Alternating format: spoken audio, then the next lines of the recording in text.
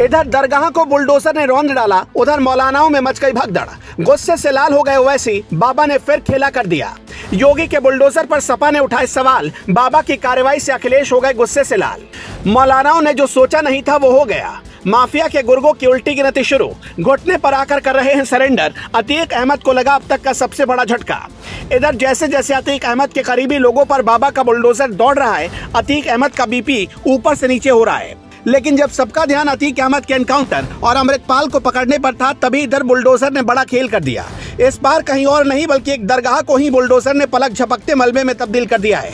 कुछ लोग रहम की भीख मांगते रहे, लेकिन बुलडोजर जैसे कसम खाकर वहां पहुंचा था कि जब तक एक एक ईंट उखाड़ नहीं दूंगा तब तक वहां से वापस नहीं आऊंगा। कहां पर दरगाह तोड़ी गई, जिसके बाद ओवैसी भड़क गए। आपको सारी बात बताएंगे, लेकिन सबसे पहले अतीक अहमद के खास गुर्गे पर कहां बुलडोजर गरजा, पहले वो जान लीजिए। 24 फरवरी को उमेशपाल की गोली मारकर हत्या कर दी गई थी और तभी से गोली मारने वाले कुछ आरोपी फरार चल रहे हैं। पुलिस ने इनाम तक घोषित किया, सब कुछ करके देख लिया, लेकिन अब तक आरोपियों का कोई पता नहीं लग पाया है। इसलिए बाबा की पुलिस ने भी सौगंध खा ली है कि जब तक माफिया को मिट्टी में नहीं मिला देंगे तब तक चैन की सांस नहीं लेंगे।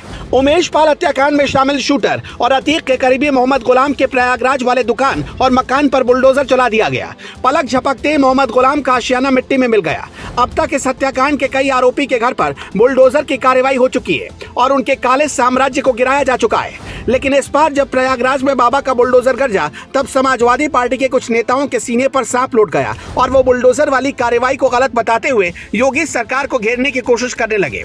लेकिन शायद वो भूल गए कि उमेशपाल की इन्हीं शूटर्स ने हत्या की थी और उनका भी एक परिवार था। आज भी उमेशपाल की मां आंखों में आंसू लेकर अपने बेटे का इंतजार करती है और कहती है कि मुझे तो बस योगी से इंसाफ की उम्मीद है और मुझे पूरा भरोसा है कि हर हाल में मुझे न्याय मिलेगा। जबकि उमेशपाल के बच्चे स्कूल तक नहीं जा पा रहे, उन्हें डर है कि कहीं उनके साथ कुछ ऊंच नीच ना हो जाए। लेकिन हैरान करने वाली बात यह है कि आखिर उमेशपाल के हत्याकांड के आरोपियों को जमीन खा गई या फिर आसमान निगल गया। कोई कह रहा है कि आरोपी देश छोड़कर फरार हो गए, तो कोई कह रहा है कि देश में ही अंडरग्राउंड हो गए हैं। सच्चाई जो भी हो, लेकिन इतना तो तय है कि जैसे जैसे समय बीत रहा है, उत्तर प्रदेश पुलिस के सब्र का बांध भी टूटता जा रहा है। अब कभी भी अतीक को मंजूरी मिलने के बाद गुजरात की साबरमती जेल से प्रयागराज लाया जा सकता है। लेकिन जिस तरह से उसके गुर्गे फरार चल रहे हैं, इसमें कोई दो राय नहीं कि उनके हाथ लगते ही उन्हें अंजाम तक पहुंचाया जा सकता है। लेकिन बाबा के बुलडोजर की गूंज अब चारों तरफ सुनाई दे रही है। पहले तो उत्तर प्रदेश में ही बुलडोजर अपनी कार्रवाई करता था, लेकिन अब उसकी हनक मुंबई तक पहुंच चुकी है। वहां पर एकनाथ शिंदे सरकार ने मुंबई के माहिम में समुद्र तट पर बनी रहस्यमयी दरगाह पर बुलडोजर चला दिया। प्रशासन की टीम सुबह सुबह दरगाह पर पहुंची थी। इसके बाद सबसे पहले ढांचे को गिराने का काम शुरू किया गया।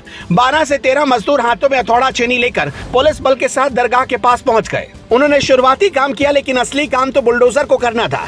तुरंत 2 बुलडोजर भी वहां पहुंच गए और दरगाह को मलबे में तब्दील कर दिया गया। लेकिन क्योंकि अब रमजान का महीना शुरू है, इसलिए प्रशासन भी पूरी तरह से अलर्ट दिखाई पड़ा। 1 घंटे के अंदर ही पुलिस ने दरगाह को तोड़ डाला और फिर उसके मलबे तक को हटा दिया। तब उस समय किसी को कानो कान भनक नहीं लगी कि पुलिस ने क्या किया। सीधी भाषा में कहें तो रातों रात दरगाह गायब हो गई और किसी को पता तक नहीं चला। लेकिन जैसे इसकी खबर कुछ मुस्लिम धर्मगुरुओं को मिली, उनका पारा 7वें आसमान पर पहुंच गया और उन्होंने महाराष्ट्र सरकार पर निशाना साधा। लेकिन एक कहावत है कि तब पछताए होत क्या जब चिड़िया चुग गई खेत। प्रशासन अपना काम कर चुका था और अब इस कार्रवाई पर राजनीति करने वाले लोग अपना काम करने में जुटे हैं। लेकिन कुल मिलाकर बुलडोजर वाला कॉन्सेप्ट जो योगी आदित्यनाथ लेकर आए थे, वो बाकी राज्यों में भी खूब काम आ रहा है। Bureau report.